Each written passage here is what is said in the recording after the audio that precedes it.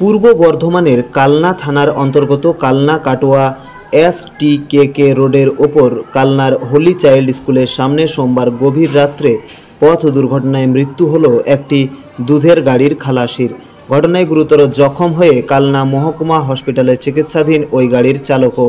জানা গিয়েছে মৃত ওই ব্যক্তির নাম মাবুদ হক মল্লিক। তার বাড়ি জগৎবল্লভপুর থানার অন্তর্গত মুন্সিহাট এলাকায়।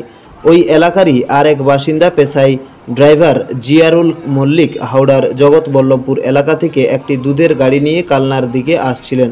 সোমবার গভীর রাতে এমন সময় পিছন দিক থেকে আসা তার বোলেরো পিকআপ ভ্যান গাড়িটিকে একটি গাড়ি ধাক্কা মারলে অপর দিক থেকে আসা আরেকটি কন্টেনার গাড়ির মুখোমুখি সংঘর্ষ হয়।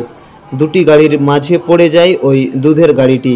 এ প্রসঙ্গে এদিন সোমবার বেলা 2টো নাগাদ মৃতের এক আত্মীয় তিনি জানান, প্রতিদিনই তারা এই লাইনে দুধ নিয়ে আসেন।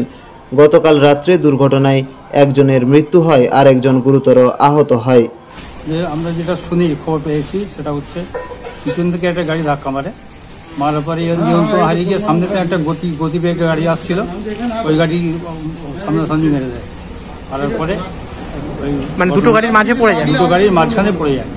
আচ্ছা, দিয়ে কে মারা গেছে? আপনার কে হয়? আমার সম্বন্ধিক ছেলে। আচ্ছা, আর আরেকজন কি আহত নাকি? আরেকজন ড্রাইভারটা আহত। মানে এরা কোথা থেকে আসছিল? ওরা মুন্সিহাট হাওড়া থেকে। মানে কি নিয়ে আসছিল ওরা? দুধের গাড়ি নিয়ে আসছিল। দুধের গাড়ি প্রতিদিনই এই লাইনে আসে? প্রতিদিনই আসছে। আচ্ছা, কালকে গভীর রাতে ঘটনাটা ঘটেছে। আজকে কি ময়নাতদন্ত হবে? আজকে ময়নাতদন্ত হবে। আচ্ছা, কি নাম আপনার? আমার নাম শেখ আবুল কালাম।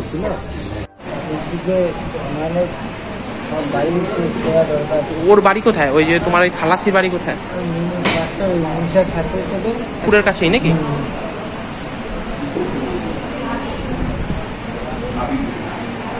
গাড়ির চালক থেকে পাচ্ছি না কোনোভাবে।